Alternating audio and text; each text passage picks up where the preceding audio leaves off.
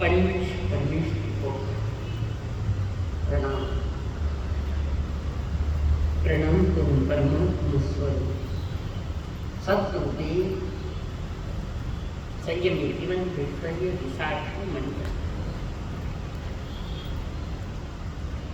जिन्होंने हमारे जीवन में आनंद की उर्मियां भरी अनंत अनंत उत्साही परम पूज्य आदरणीय श्री अम्मा जी महाराज, जिन्होंने करुणा भरे हृदय से हमारा हाथ थाम कर हमें सद्गुरुओं के चरणों में समर्पित किया। अनंत अनंत उपकारी मेरे संसारी स्वर्गस्थ पिताजी एवं स्वर्गस्थ माता जी, परमात्मा के पावन वाणी सुनने के लिए आए हुए देवान, आप सभी के भीतर में विराजमान भगवान आत्मा को मेरा प्रणाम।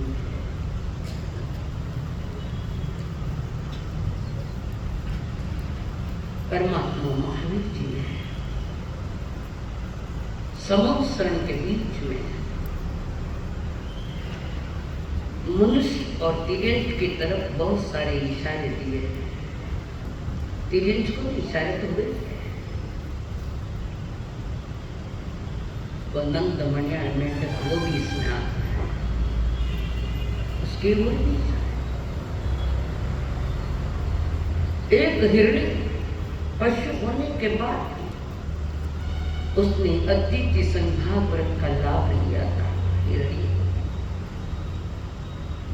मांस खामन का पालना करने वाले मुनिराज, पालना नहीं मिल रहा था, दीक्षा जरूर गई और वहां एक हिरणी ने अनुभव किया मुनिराज को तपस्या है मांस का। हिरणी कैसे समझ सकती है? वो सन्निध है, पंचेंद्रिय है, उसके भी भीतर में परमात्मा की वाणी चलती है, जैसे दंडकोशित को कहा था।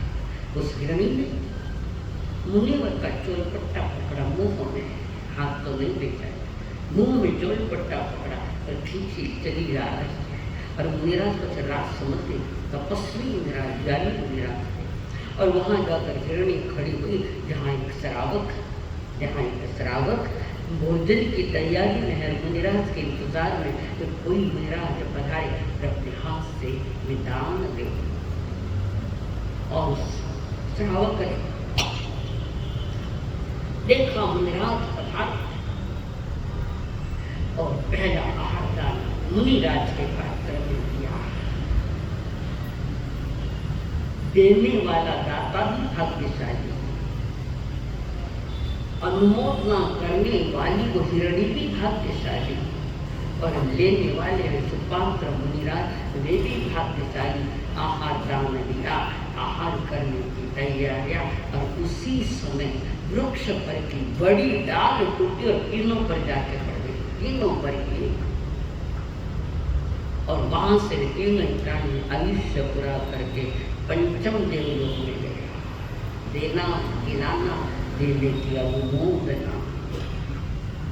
और श्रावक का वो नियम कि आहार दान दिए बिना पूर्ण किए। बहुत कम लोग ऐसे मिलते हैं कि जो साधु संतों के पात्र में जब तक नहीं आता है तब तक उसकी काया कल्प से उसका मन तरसता है। और जब आहार दान मिल गया व्यवस्थित, तो श्रावक मन में इतनी खुशियां मनाता है आहार मिलने की, और इस दलाली में कई कर्मों की निर्जरा करता है।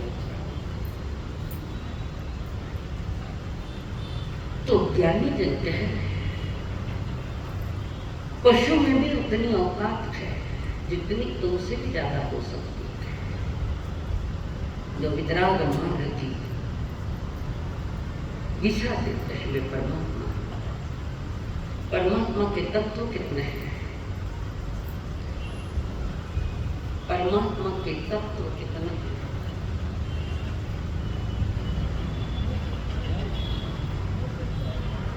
परमात्मा के कितने हैं? 9 ही है। आपका विश्वास कितना, इसलिए पूछा। आंकड़ा तो गया, कहीं लिखा गया है क्या? पहली लाइन में आनंद रूपम परमात्मा तत्व नौ तत्व थे। उस परम तत्व को पाने वाला कोई श्रावक होता है, श्रावक। और श्रावक वो होता है जो देव गुरु धर्म के प्रति पूर्ण निष्ठा मानता है, पूर्ण श्रद्धा मानता है। श्रावक वही होता है अरिहंत निग्रंथ गुरु और दयामय धर्म के अलावा किसी को भी नहीं मानता, किसी को भी नहीं मानता। उनके रोम रोम में ये रत्नत्रय वैसे है बाहर के देव अरिहंत गुरु निग्रंथ और दयामय देव अरिहंत, इसके सिवा कोई नहीं। बाकी अरिहंत छोड़कर सिद्ध छोड़कर जो भी देव है वे संसारी देव है, वे भी 8 कर्मों से युक्त है, मुक्त नहीं है। और जो देव सद्गुरु देव जो है मुक्त है, कोई 4 कर्मों से मुक्त है और कोई 8वें कर्म से मुक्त है, वे है सिद्ध भगवान। और अरिहंत देव भी 4 कर्म से मुक्त है, अगली तैयारी 8 कर्म से मुक्त होने की तैयारी है। तो परमात्मा की आज्ञा के अनुसार अपने जीवन को जो ढाल देता है, अपने जीवन में जो परिवर्तन लाता है, उसी का नाम श्रावक है। जो सुनकर परिवर्तन लावे, सुनकर पावन को जावे, उसका नाम श्रावक है। और वो तत्वों का ज्ञाता हो, श्रावक भी तत्वों का ज्ञाता। व्रत लिए अच्छी बात है, पर व्रत के साथ में तत्वों को भी जानना पड़ेगा, वरना व्रत तो ठीक है, नहीं मामा बेटे काणो मामो तो ये व्रत ऐसे। फिर भी हमने छूट रखी कि भाई तुम्हारी कुल तो भी खुली रखो, बाकी का तो त्याग करो, कम से कम। समय आएगा तो समझ आ जाएगा, अभी समय उनका लोगों का नहीं है, समय आए तो समझ जरूर आएगा। तो श्रावक के अगले गुणों में परमात्मा ने कितना नंबर है? 7वां नंबर पर आ रही है। परमात्मा ने कहा अशठता छोड़ो, अशठता छोड़ो, अशठता छोड़ो बोले तो, अशठता छोड़ो बोले तो सरल बनो। सरलता मेरे जीवन में पूर्ण प्रकट होता है। वितराग मार्ग कुटिल लोगों का नहीं है, कपट करने वाले लोगों का नहीं है, अहंकार करने वालों का ये शासन नहीं। ये शासन है तो जो सरल है उनके लिए ये शासन है।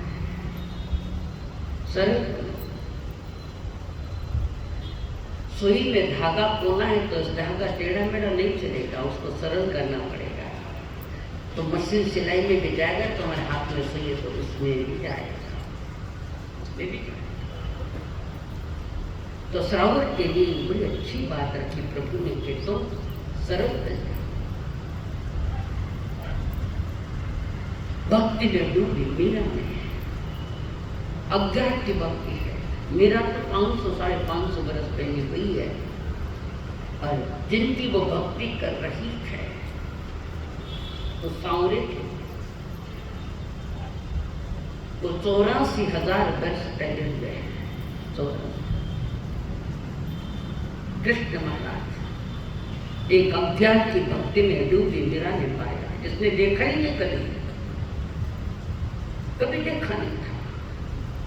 पर कोई पूर्व जन्म के संस्कार मीरा को मिले थे। और छोटी सी बच्ची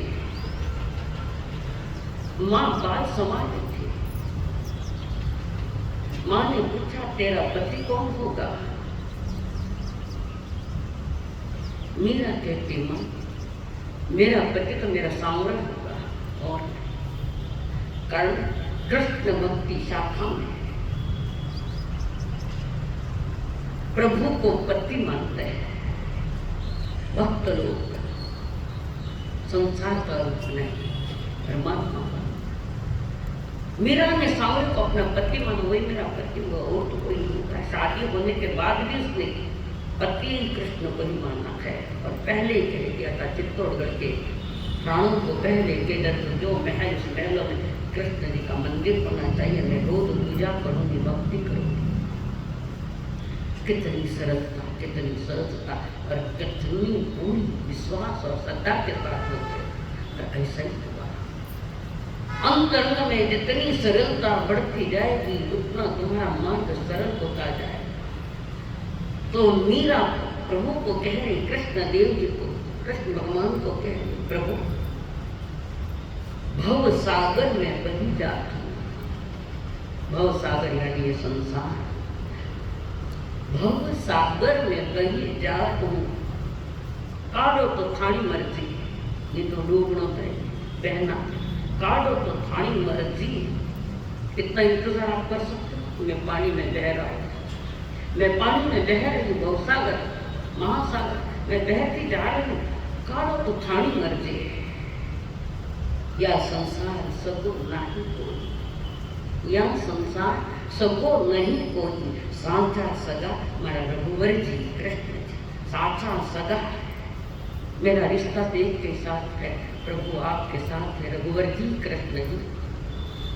पिता और कुटुंब कबीला, पिता और कुटुंब कबीला सब मतलब के गर्जी।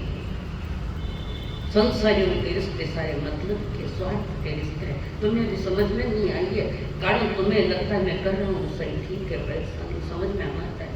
इसका मतलब है कि तुम यहाँ आ जाओ, यहाँ नहीं, ये विषय नहीं है। भक्त सत्य को समझने की चेष्टा करो। और मेरा कहे पिता और कुटुंब कबीला सब मतलब के गर्जे, मेरा के प्रभु निर्धन नगर, शरण लगा थारी मर्जी। आप शरण में लेव तो थारी मर्जी, नहीं लेव तो थारी मर्जी।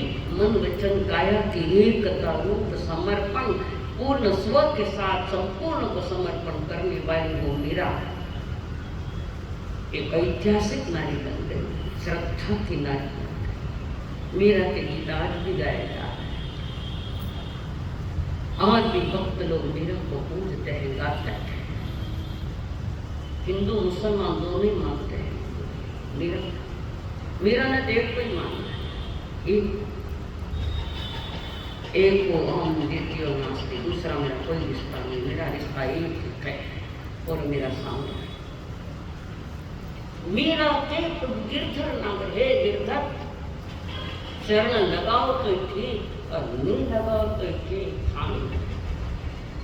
मीरा के मन और मुख से निकले हुए ये पवित्र बोल जो मन में है और वो मुख पर है, जो मन में है वो मुख पर है, उसका संसार नजीक से खत्म होने वाला है।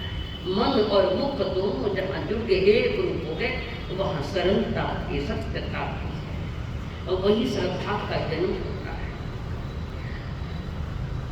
जहाँ श्रद्धा का जन्म होता है वही गुरु का तत्व प्रकट हो जाता है। श्रद्धा का जन्म, गुरु कहाँ है तुम्हारा विषय नचित है, गुरु कौन है तुम्हारा विषय है ही नहीं है। पर जहाँ श्रद्धा प्रकट होती है, श्रद्धा जन्म लेती है, वही गुरु तत्व प्रकट हो जाता है। गुरु को कहीं जाना नहीं पड़ता, बुलाना नहीं पड़ता, तुम्हारी श्रद्धा जन्म ले जाए तो गुरु तत्व वहीं पड़ा है, वही है, हमारी अपनी ओर से तैयारी है। तो मीरा और के मन और मुख से निकले हुए पवित्र हो या अनुपम हो, जो प्रार्थना के रूप में उभर आई है। पढ़ी लिखी नहीं थी मीरा, नहीं थी, कोई डिग्रिया नहीं, कोई किताब भी हाथ में नहीं, उसके हाथ पर एक ही चीज थी, क्या थी? कृष्ण की प्रतिमा उसके हाथ में, और वो बोल रहे चरण में लगाओ तो थानी मर्जी, न नहीं लगाओ तो भी थानी मर्जी। कभी इतनी सरलता हमारे जीवन में कभी आई चलेगी? मैंने मेरी विनती, मेरी भावना, मेरी श्रद्धा आपके चरणों में मैंने रख दी है। आगे करने में आपको करना पड़ेगा। मैंने ये है भक्ति की चरम सीमा, चरम सीमा जो अंदर से निकलती, हृदय से निकलती है, आत्मा से निकलती है। यह है चरम सीमा भक्ति की। मैंने भक्ति करने क्यों नहीं क्योड़ी क्यों?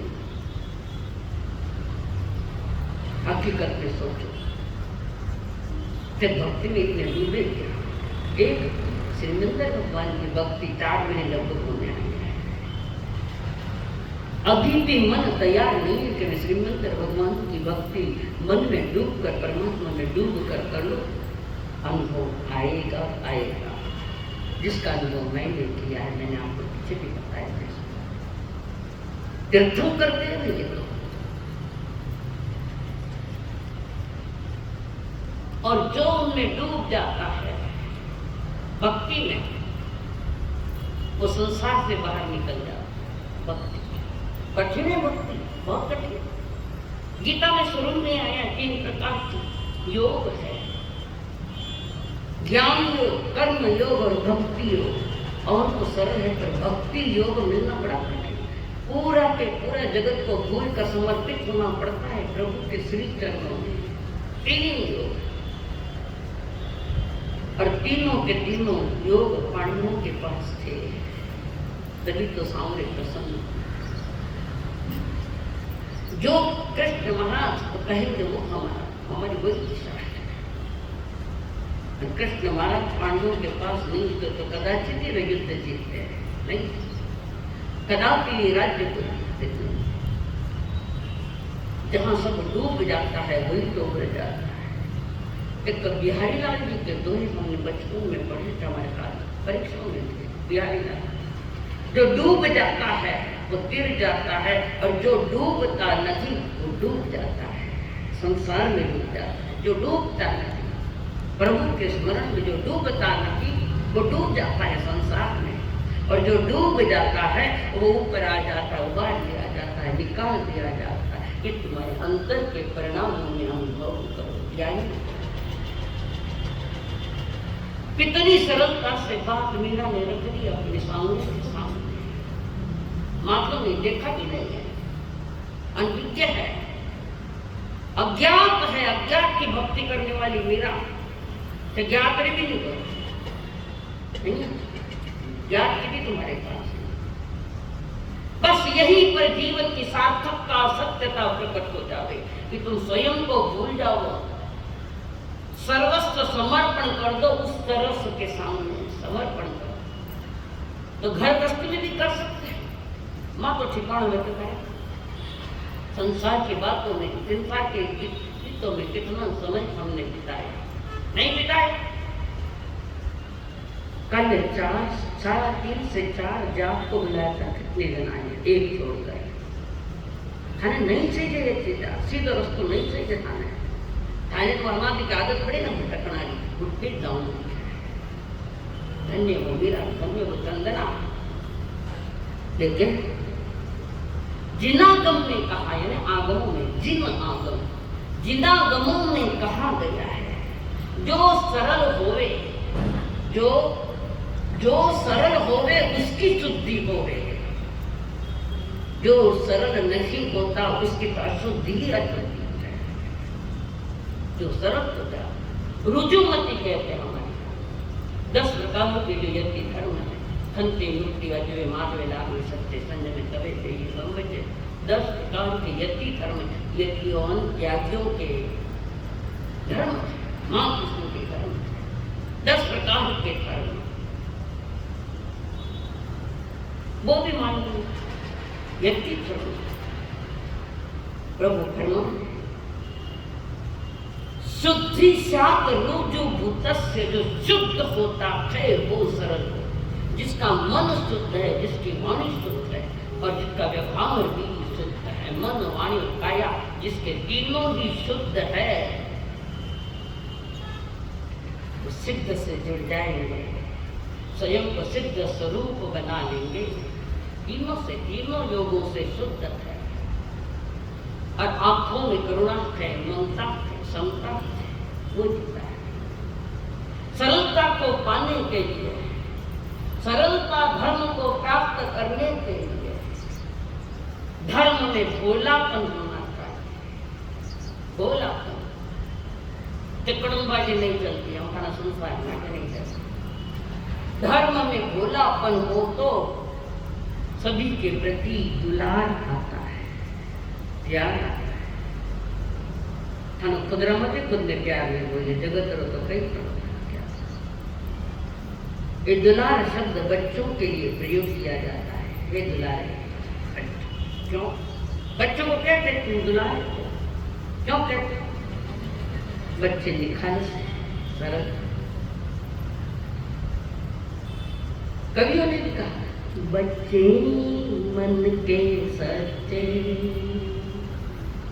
सारी जग की आंख के तारे, ये वो नन्हे फूल है जो सबको लगते हैं प्यारे, बच्चे मन के सच्चे।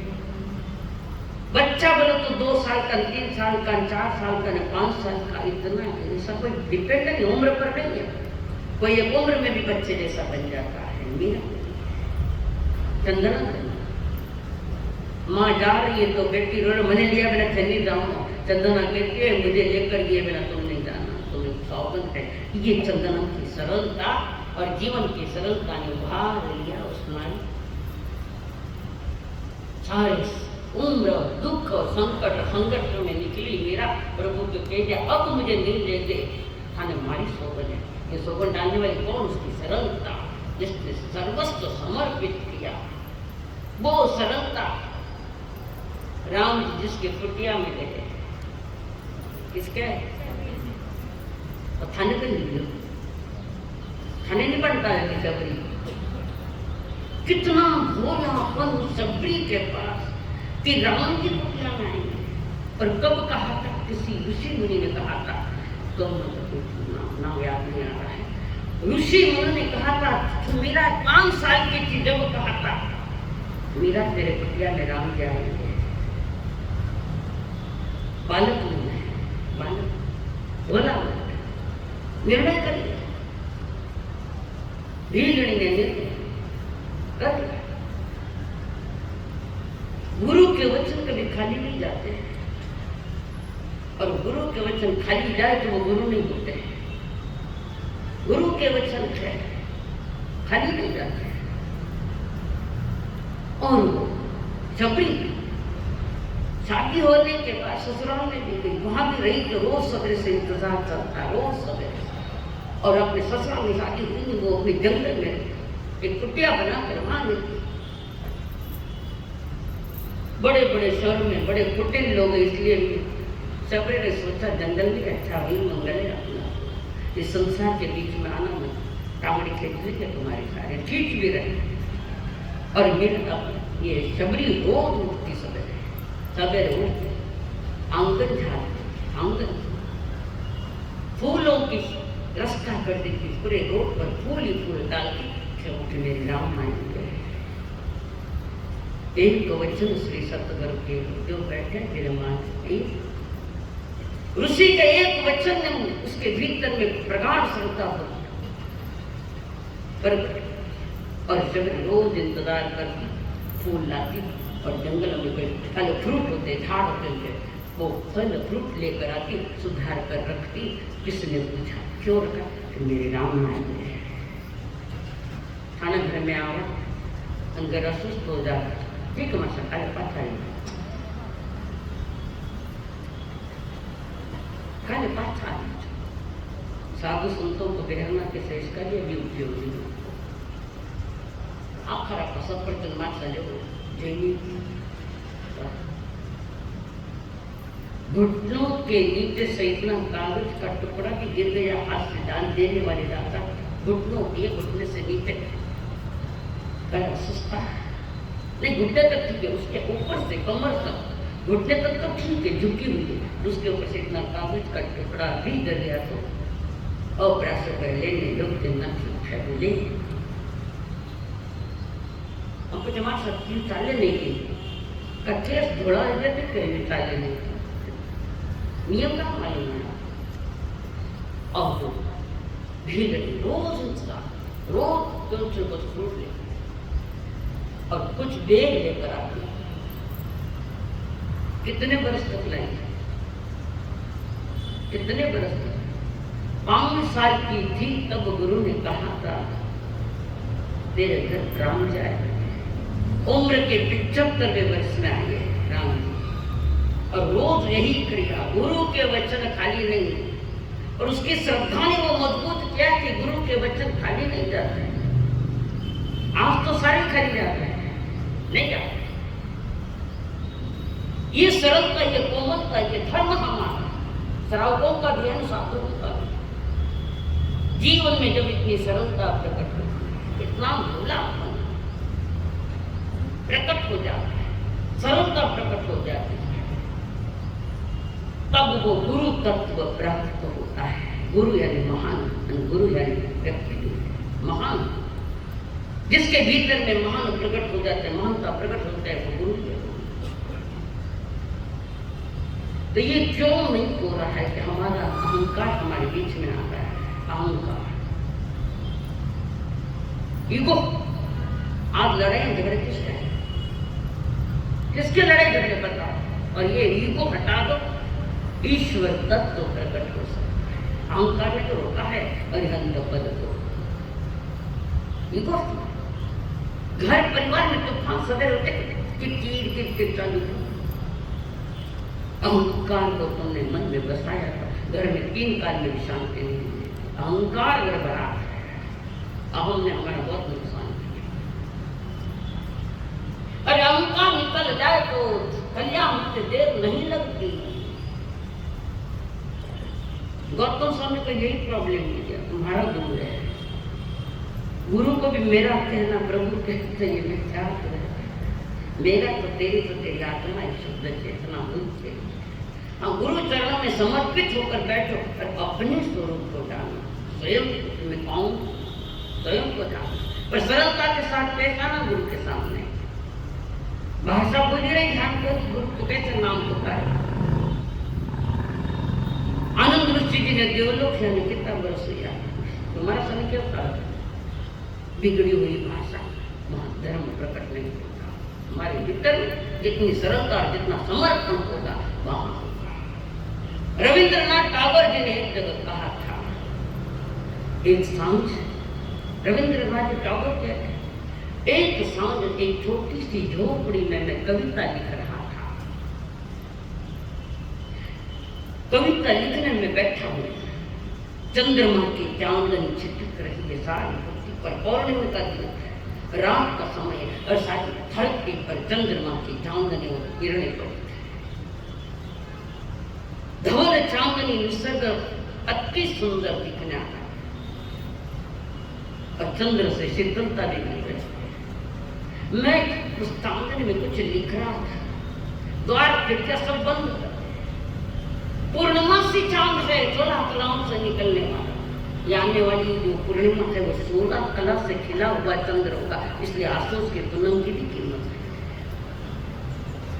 और वहां आसमान में पूर्णमासी चंद्र, चांदनी छिटक, चारों और चांदनी बिखरी है।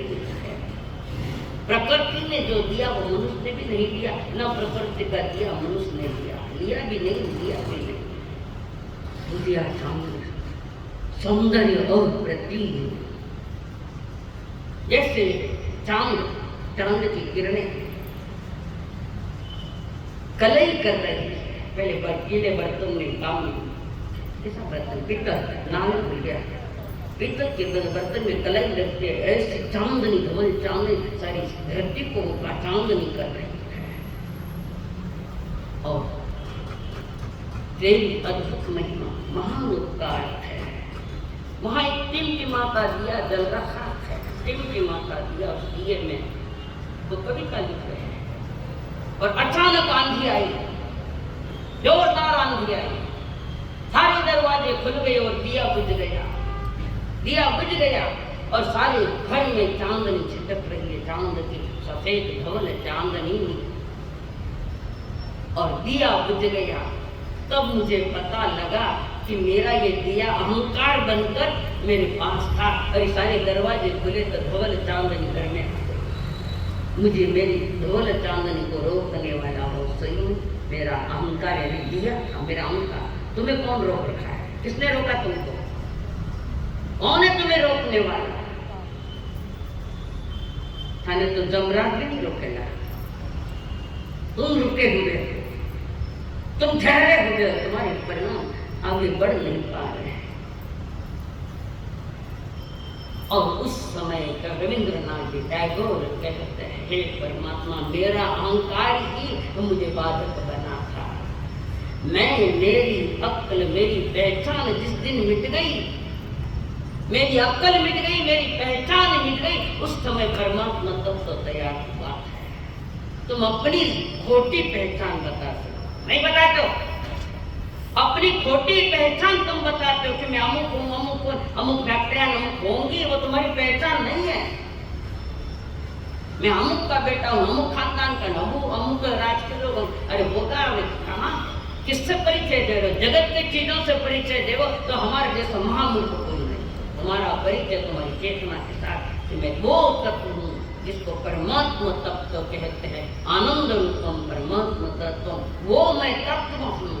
उस तत्व को पहचान नहीं देंगे और अपनी पहचान दे तो उन तत्वों से दी तो तुम जिंदगी में क्षण कुछ भवों में तुम सफल हो जाओगे। पर हमारी परिचय तो बाहर शादी हुई, घूमने गया दिल्ली में, कोई पूछ रहे कौन है तुम्हारी लुगाई? अरे जन्म में लुगाई मिली गई, मेरी लुगाई है तो जन्म के साथ तुम्हारे पास थी क्या, और यहाँ से जाने के बाद तुम्हारे पास होगी क्या?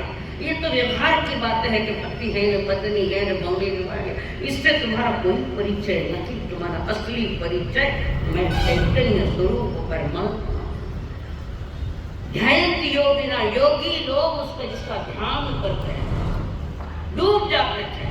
कब डूबे कि मैं और मेरा कुछ भी नहीं, तब डूब जाते हैं और अपने स्वभाव में रमण करते हैं। मेरा स्वभाव क्या है? ज्ञान और दर्शन, आत्मज्ञान और आत्मदर्शन,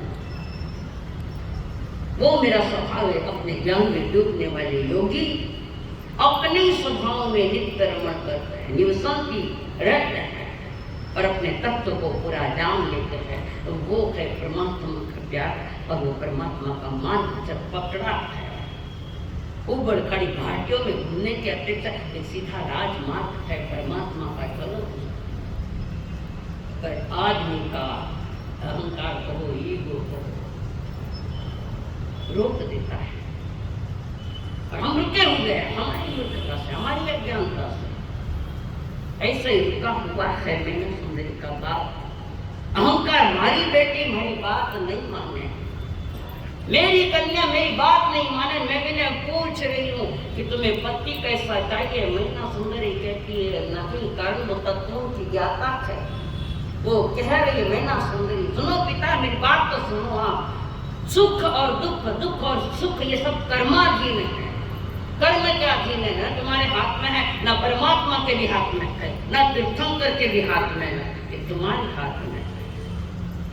तुम्हारा निर्णय तुमने चुनाव किया है कि माता पिता के हाथ में हमारा सुख दुख टिका हुआ है। नहीं, सुख और दुख जो भी है ये हमारे ही उपद्रव है और किसका उपद्रव है? बताओ किसका होता है? अब वो जब बेटी से बोल रही है सुख और दुख मेरे अधीन है, मेरे कर्मों के अधीन है, पिताश्री जी आपके अधीन है। मेरे भाग्य में जो लिखा है, मेरे तकदीर में जो लिखा है, वो कम भी हो नहीं सकता न ज्यादा भी नहीं कर सकता। कारण इसको इकट्ठा मैंने किया है, कम किया है तो मैंने और ज्यादा किया है तो मैंने ही किया है। दुख के बदले दुख आवे, सुख के बदले सुख आवे, और बुरा इरादा है तो दुख ही दिखाना है। और अगर मेरा पुण्य जबरदस्त है, तुमने गरीब झोपड़ी में भी दे दिया तो मुझे कोई प्रॉब्लम नहीं है। ये तो पुण्य ही मेरा सहायक है। जो पुण्य अगर मैंने अच्छा किया है और पुरुषार्थ भी अच्छा किया है तो सारा निर्णय मेरा अपना है और किसी का निर्णय नहीं है। राजा गरम दिमाग का, देखो थारा पुण्य कैसा है, कितना पुण्य तूने कमाया मैं देखता हूँ। राजा भयानक क्रोध में आ गए। मंत्री बहुत समझा रहा है राजा को, मुझे समझाने की कोई जरूरत नहीं, कारण इनको मैंने क्यों भी जरूरत नहीं, मैंने सब समझा था, जरूर समझा अंकी नहीं समझे, ईगो को नहीं समझे, अहंकार बहुत से हमारा। मैं हाथ जोड़ता हूँ, आप बच्ची है आप ये इसके लिए गलत मत सोचो। नहीं, इसको बहुत घमंड है। अब घमंड तो खुद को था, तो मैना सुंदरी को था, जो स्वयं घमंड वाला होता है तो सारा संसार ही उसको घमंडी दिखता है। और आदमी किसी को कहता है कि घमंडी है तो अपने स्वभाव का परिचय देता है। यार हमारे भीतर में अहंकार नहीं तो सारा संसार ही तुम्हें सरल दिखने लग जाएगा। स्वयं अगर इसमें हट गए तो दुनिया भी वैसे ही दिखेगी। राजा वैसा ही था। बालक है, बच्ची है, इसके बराबरी मत करो। समझने की चेष्टा करो। नहीं मैं समझ गया हूं, बार बार समझे, इसको रोज मत करो। राजा का क्रोध शांत करने के लिए मंत्री राजा को ले गए, मीना सुंदरी के पिता को जंगल में ले गए शांत करने के लिए। महलों में शांति नहीं है, जंगल में बगीचों में शांति है। इसलिए वहां जाप ज्यादा फलता है, बगीचों में, नदी किनारे, घर में ज्यादा नहीं फलता है। और उसी समय राजा को ले मंत्री ले गए राजा को, मीना के पिता। योगा योग वहां कुश्तियों का टोला जा रहा, एक सारे लोग जा रहे थे। राजा का ध्यान तो गधे पर बैठे हुए श्रीपाल की ओर गया। उसको भी कुश्ती का रोग, मूल रोग तो राजा को है, बाहर का तो शरीर का रोग है, इसमें तो भीतर का रोग है, कषाय का, अहंकार का रोग। मूल रोगी तो राजा है। और निर्णय कर गया राजा को, बड़ी आप कर्मी कहते हैं। अब बताओ इसको, आप कर्मी क्या होता है? बेटी आप कर्मी होती है, बाप कर्मी नहीं। और तुम अनुभव देख रहे, संसारी शास्त्र देखो उसमें, आप कर्मी हो के बाप कर्मी, हर जीव आप कर्मी, हमारा कर्म हमारा फल हमारा। और निर्णय ले गया, और निर्णय लेके किसके साथ शादी कर दूंगा मैं इसकी, मैंने। और बुलाया गांव वालों को, पुरोहितों को बुलाया, ब्राह्मणों को बुलाया, ब्याह और चाय भाई। कितना विचित्र होगा बाप। और ये काल्पनिक घटना नहीं है, ऋषभदेव भगवान के शासन की बात है उस समय। आज भी याद करें, क्यों? कि याद करने योग्य हो गए थे, उनकी जय जयकार करने के वे योग्य थे। और सबको बुलाया, गांव की महिलाएं आई, केड़ा के दवाई मां नहीं पता हो गया, पूछे दवाई केड़ा, मैंने बता दिया ये दवाई। माँ राजा और माँ तो खराब हुई हो गई, राजकन्या ने कुछ सबसे दे रहे। राजा कह दो किसकी चले, मेरे आगे तो सबकी चल रही है, पहले नहीं चल रही।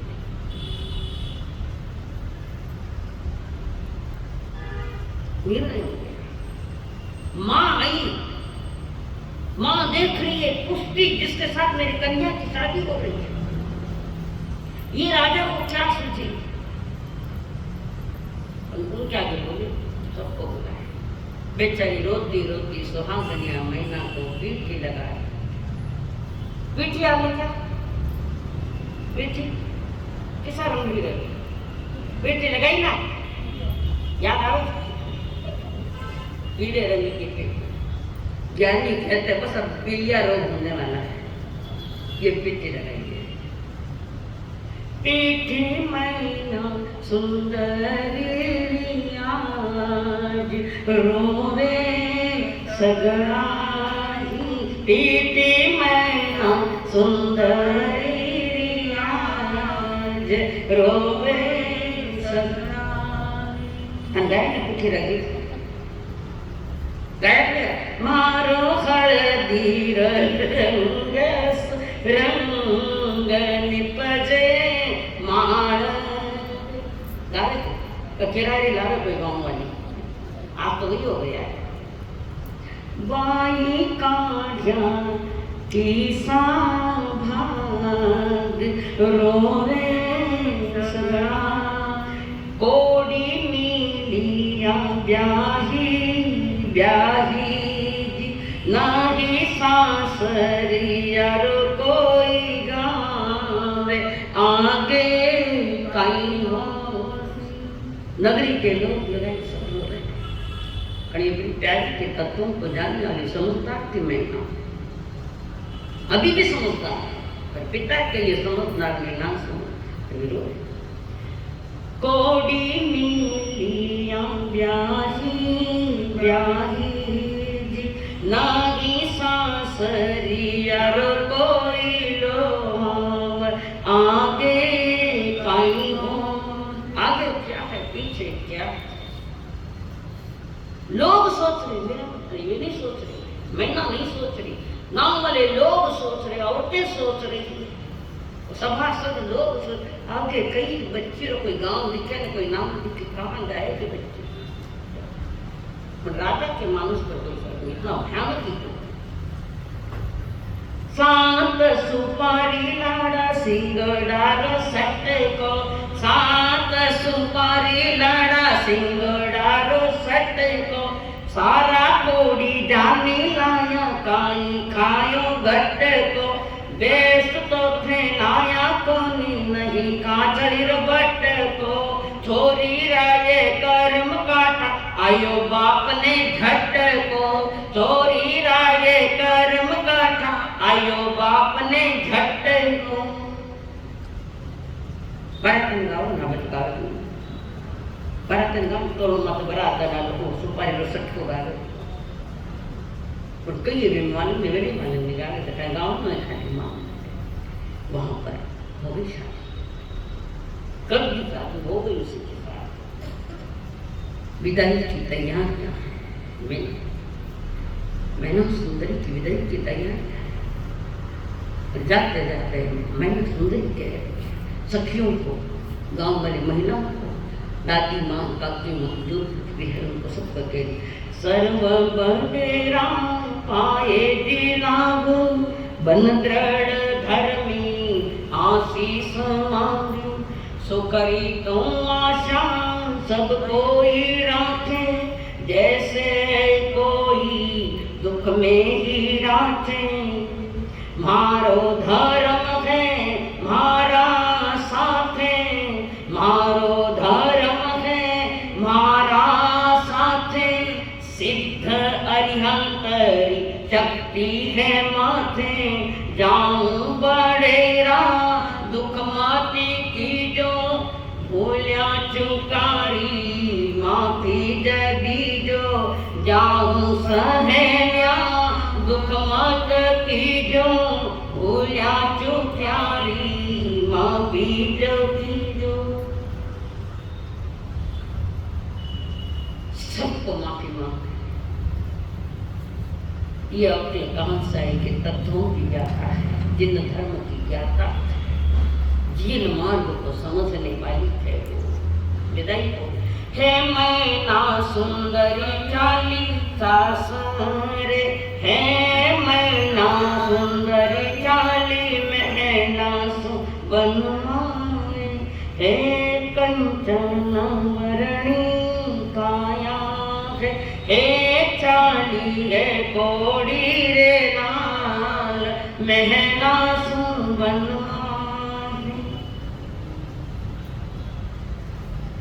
सब कोई क्या गाए कोई क्या गाए परीक्षा है महीना की धर्म परीक्षा कर्म परीक्षा और जो सब कुछ जानता है वो कभी ना पास नहीं होता फेल में हमें माँ रो रही है विदा कर रही है बाप तमाशा देखी गाँव के बहने भी रो रही है फिर भी उसकी भलाई की सोच रही है जाओ बेटा जाओ तुम्हारा भाग्य तुम्हारे साथ तुम्हारा कर्म तुम्हारे साथ आओ अपने पे छोड़ दो प्रभु के चरण में रहना धर्म साधना करना देव गुरु धर्म की सेवा करते रहना बेटा बस और माँ भी वैसी दृढ़ धर्मी माँ भी दृढ़ धर्मी और रावण ने किया बेटी को सदी आकर अलग अलग से समझाने के बाद भी राजा नहीं समझ गया। रावण ने विभीषण की बात नहीं मानी तो सोने की लंका गई। पद्मोत्तर ने अपनी बेटी की नहीं मानी तो आखिर में उसको पछताना पड़ा। गलती समझ में नहीं आवे तो संसार में डूब बनाइए, खुद की समझ में नहीं आवे तो औरों से समझदारी लो कि क्या गलती है।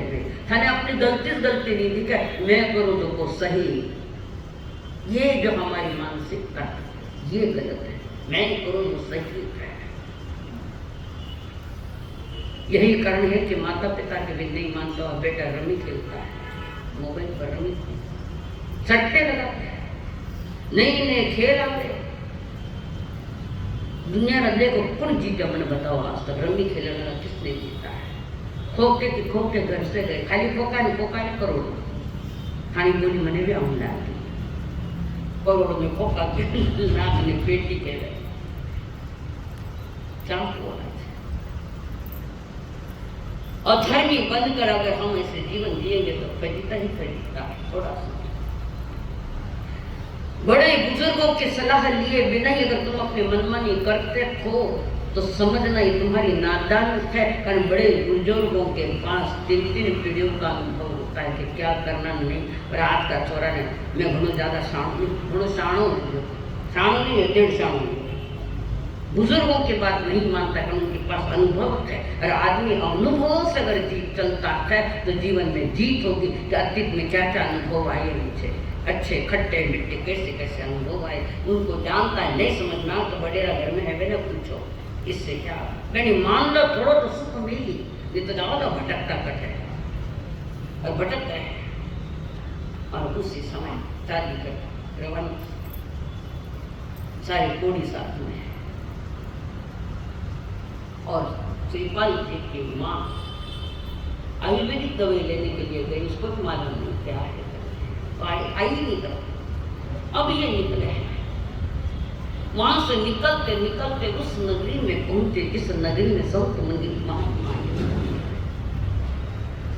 उसके पहले मैं सुंदर और श्रीपाल जी बैठे आपस में बातें कर रहे। श्रीपाल जी ने कहा, मैंने जी को कहा, प्रिय तुम्हारे पिताजी ने मेरे साथ शादी तो कर ली, मैं कोड़ी हूँ, मैं रोगी हूँ, मेरी मानते हो दूसरी शादी कर लो, दूसरी शादी कर। मैं कह रहा हूँ, मैं आज्ञा दे रहा हूँ। मैंने की आंख में आंसू आए हैं, वो रोने लगी। आप ये बात मुझे कह रहे हो दूसरी शादी करो? यह है पतिव्रता धर्म, 5 बार तो दिवस हुए, 10 बार कर लीजिए। ये क्या है? शादी एक पवित्र रस्म है, गलत नहीं है, ये रस्म गलत नहीं है। ये रस्म किसने दिया, किसने बताया? ये रस्म शादी का किसने बताया?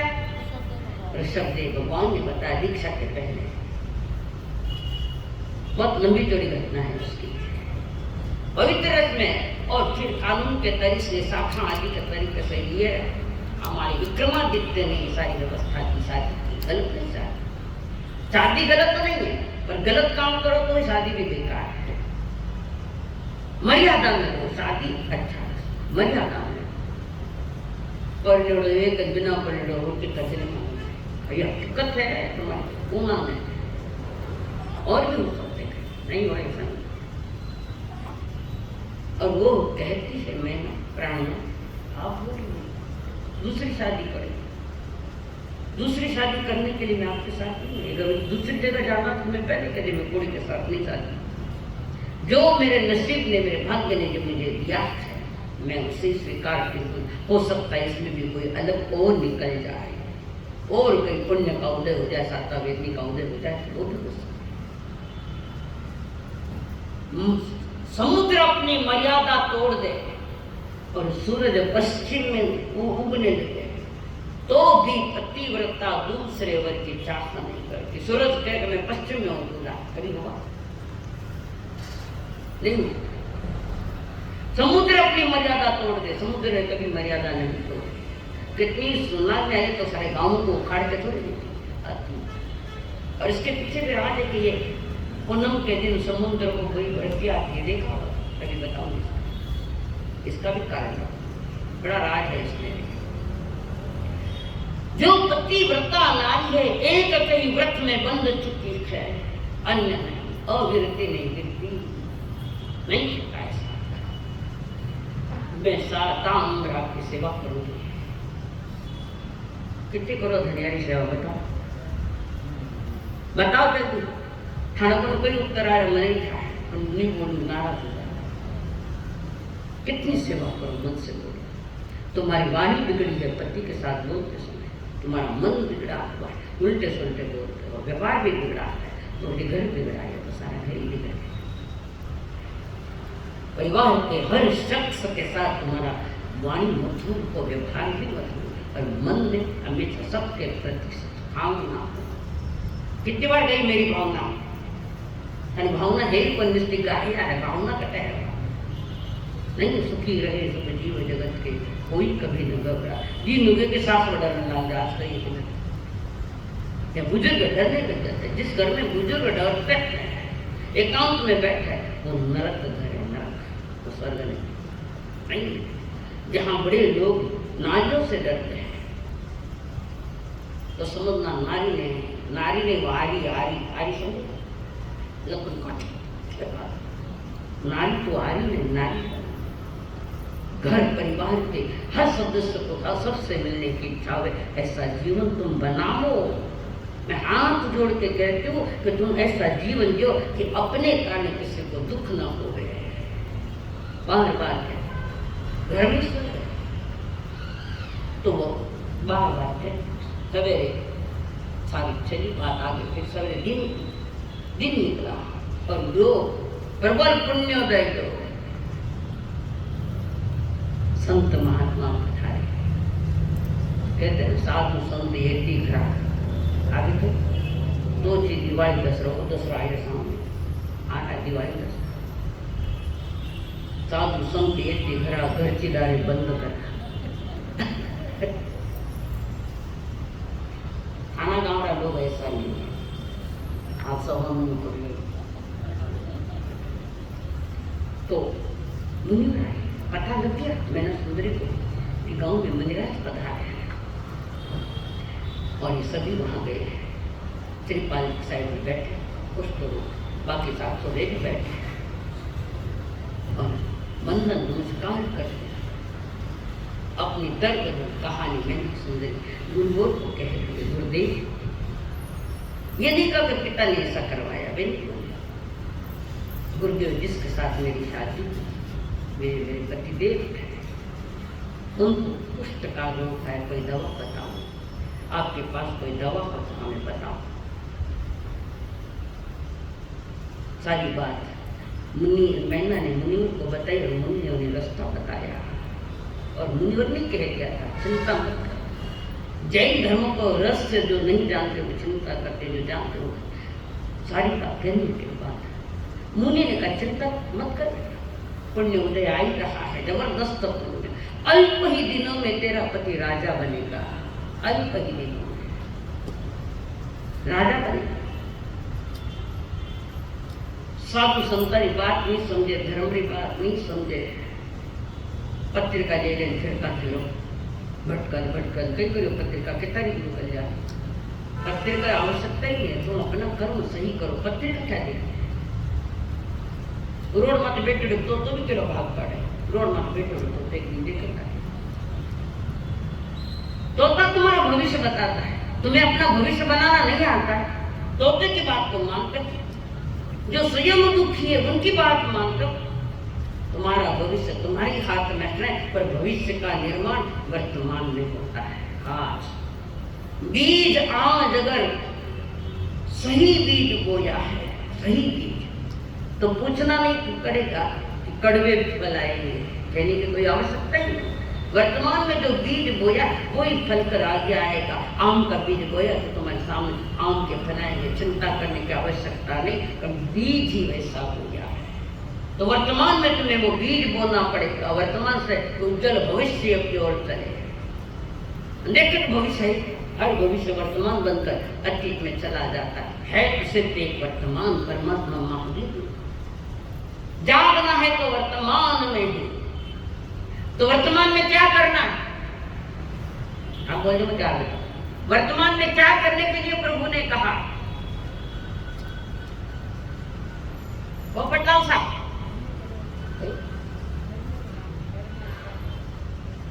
मैंने आप लोग को लिखित करूँ, बताओ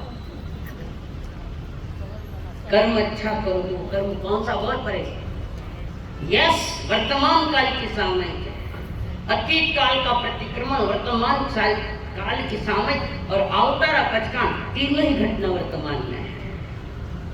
सामयिक जब करे तो कर्म उदय में आ रहे जा रहे और सामयिक में है।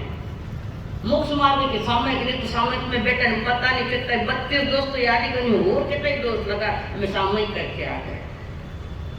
सामयिक तो तुम्हारी बाजार में परीक्षा मिली कि तुमने कैसी सामयिक की है। ये तो कॉलेज है, स्कूल है, या अभ्यास कराया जा रहा है।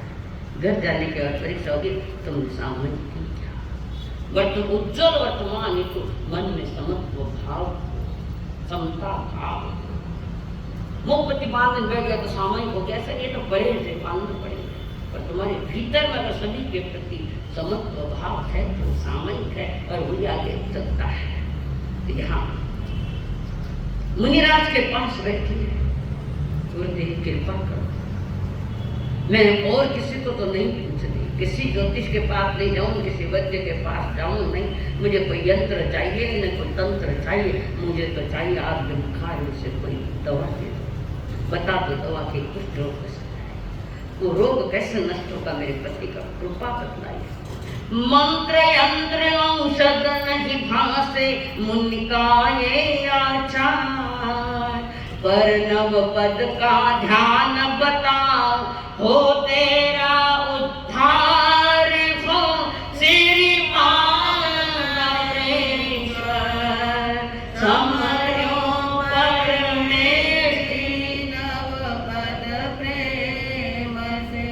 श्रीमान नरेश्वर समर्यो परमेष्टि नव पद प्रेम से। और तो दवा नहीं बता रहे सतगुरु, और कोई दवा नहीं पाते, वे धर्म की दवा देते हैं, और कोई दवा नहीं, कोई मंत्र नहीं, कोई तंत्र नहीं, दवा अच्छी नहीं बता रहे। शांति सुख पाना है तो नहीं कहा बेटा, नौपद का तुम ध्यान करना। ये नौपद कौन है? नौपद नौतत्व है, रात्रियां नौ है, तो उस रात्रों को मिटा कर दशहरा मनाएंगे तो वो सारा के सारा सिद्ध पद प्राप्ति का कारण ये नौ पद है, अक्षय पद है, नौ पद। इसके आगे कुछ नहीं, जिनको भरोसा है उनके लिए। अरिहंत सिद्ध आचार्य उपाध्याय सर्व साधु अणगार, ज्ञान दर्शन चारित्र तपस्या यह आगम का सार हो। श्रीमान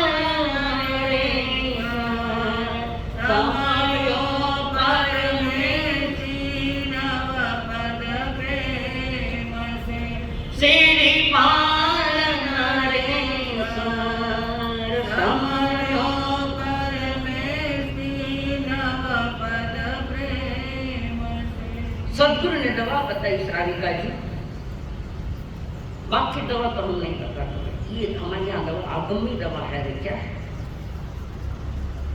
ओम ह्रीं श्रीं बीजाक्षर लगा के नमो पर संतान, ये बीजाक्षर लगाने के बाद नमो स्थान, नमो ऐरम, नमो बच्छाय, नमो विश्वसाम, नमो नामस्थ, नमो दंसस्थ, नमो चरित्रस्थ, नमो।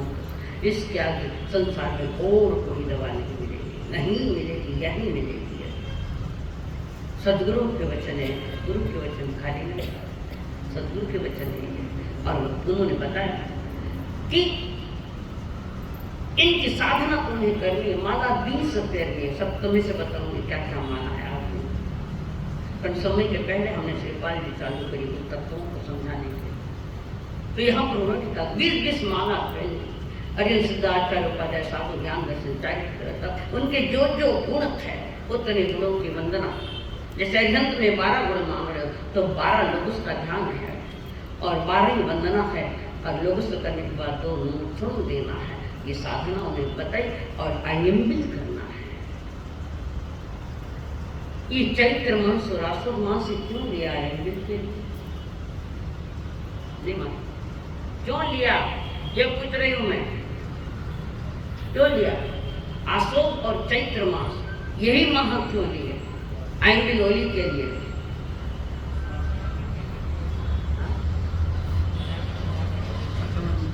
मौसम चेंज होता है, अभी गर्मी है, कुछ समय के बाद सर्दी आएगी। चैत्र मास में गर्मी है, कुछ समय के बाद ठंडक आएगी, तो शरीर का बैलेंस बराबर बनाने के लिए चुने है। और ज्यादातर कहते हैं कि फुटाना खाइए, सर्दियों में डॉक्टर का ना फुटाना खा, तो अंदर का अनबैलेंस हो जाता है शरीर में, बात पित्त कफ मौसम के अनुसार चलता है। तो ये स्थिर रहने के लिए आश्विन महीना और चैत्र महीना, इन महीनों में, पर यहाँ मौसम निसर्ग सारी प्रकृति चेंज हो जाती है अपने आप से, तो हमारा शरीर स्वस्थ रहे इसलिए इन दिनों में आम टिक्का कहा। और ज्यादातर तो गणेश इलाज हमारे साथ फुटाना नाम होता है। आगे तो चक्रवर्ती की थाली भर के आवे, खाओ और करो आएंगे ना, और वो भी हल्लू तो बस विराज के हल्लू आएंगे, नमक भी नहीं लगाना है उसमें, पर आज होता नहीं, चलो वही कर लो, जितना करे उतना ही ठीक है। मन कमजोर होता है तो फिर अंदर से अपना मन शरीर कहता है नहीं, हमारा मन कमजोर है। हाँ कोई बीमारी की बात है, बात अलग। पहले 6 महीने थे आप मेरे को, मैं हाई शुगर की पेशेंट कैसे नहीं कर सकता, डॉक्टर मना कर एक हफ्ता नहीं करो, फिर भी जो स्वस्थ है वो करो, तुम्हें प्रतीति मिलेगी। श्रद्धा करो, जिनवाणी पर श्रद्धा करो, परमात्मा के वचनों पर श्रद्धा करो, श्रद्धा करोगे तो साध्य होगा होगा होगा। संकल्प हो